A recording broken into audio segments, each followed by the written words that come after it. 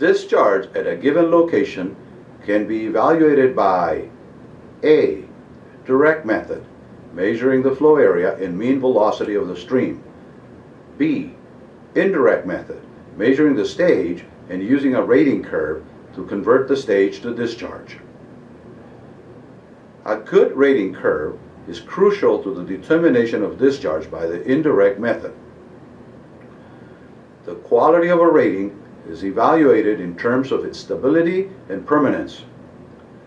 A stable rating remains constant in time, that is, the effects of flow non-uniformity, unsteadiness, or erosion and sedimentation are negligible. A permanent rating is one that is not likely to be disturbed by human activities. The stage discharge rating should be close to being single-valued, that is, to feature a one-to-one correspondence between discharge and stage. Either section or channel control is necessary for the rating to be single-valued. A section that forces critical flow provides a section control. A widely used critical flow flume is the partial flume, developed in the 1920s by R.L. Partial. A long channel of relatively uniform cross-sectional shape, constant slope, and bottom friction provides a channel control. A gauging site relying on channel control requires periodic calibration to check its stability. A gauging station should be located far from downstream backwater effects caused by reservoirs, large river confluences, or tides.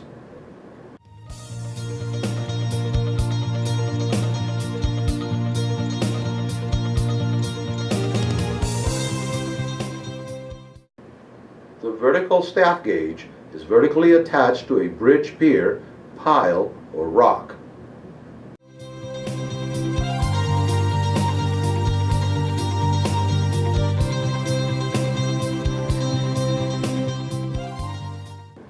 Sectional staff gauges are used to increase accessibility.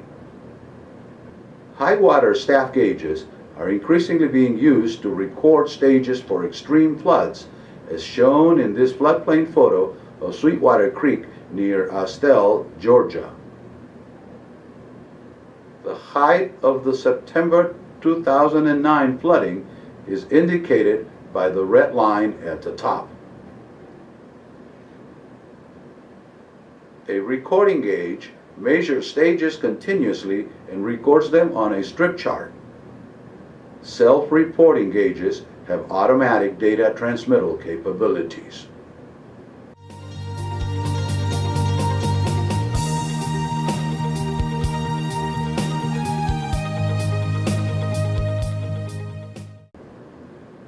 A discharge measurement requires the determination of flow area and mean velocity for a given stage and cross-section.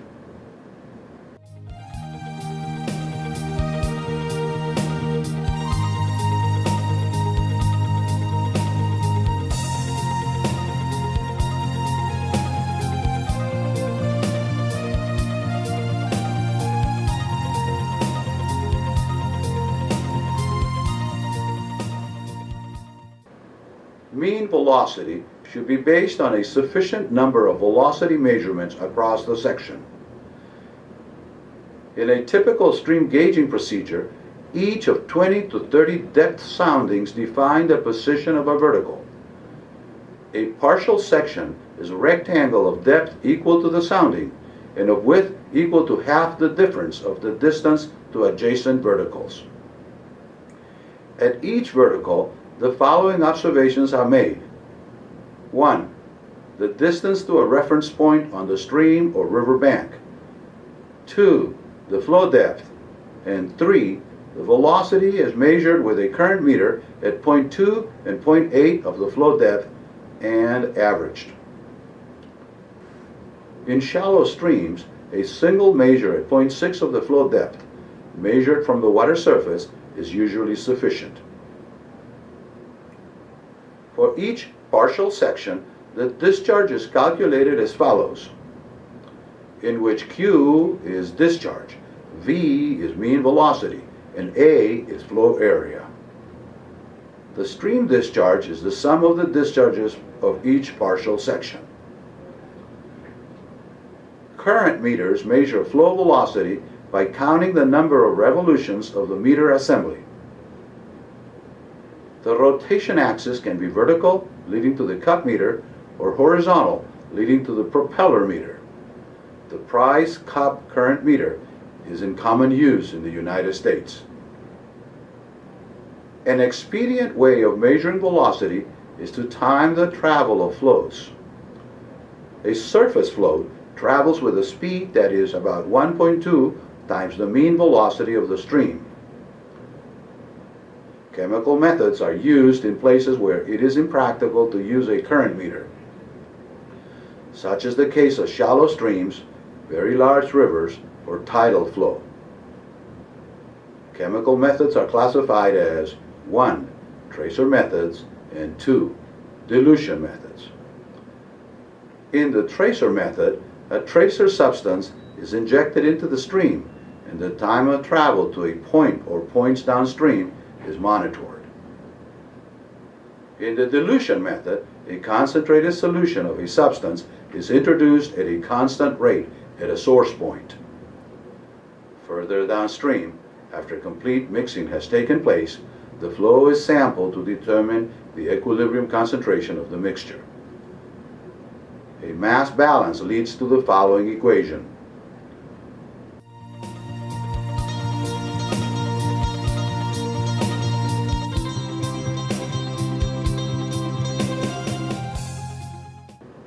In which Q is stream discharge, C sub S, concentration of the substance solution at the source, C sub E, equilibrium concentration of mixture at the sampling point, and Q sub S, rate of inflow of substance solution at the source.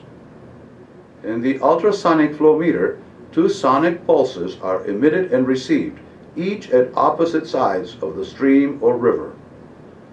The instruments are located along a diagonal line, making a 45-degree angle with the flow direction.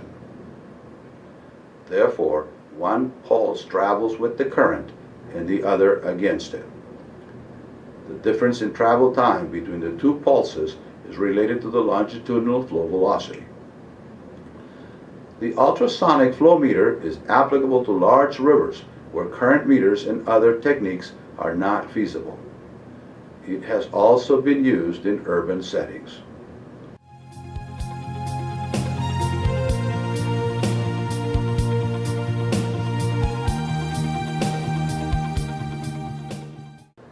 The high stages and swift currents that prevail during floods combine to increase the risk of accident and bodily harm. Therefore, it is generally not possible to measure peak discharge during the passage of a flood. An estimate of peak discharge can be obtained by the slope area method. To apply the slope area method for a given stream or river reach, the following data are required. The reach length, the fall, that is, the mean change in water surface elevation through the reach, the flow area, wetted perimeter, and velocity head coefficients at upstream and downstream cross sections, the average value of Manning's end for the reach. High water marks should be readily recognized. The reach should be sufficiently long so that fall can be measured accurately.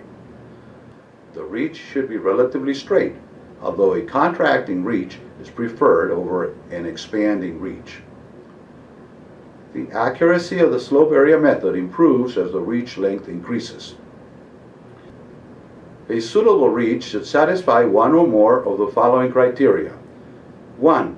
The ratio of reach length to hydraulic depth should be greater than 75. 2.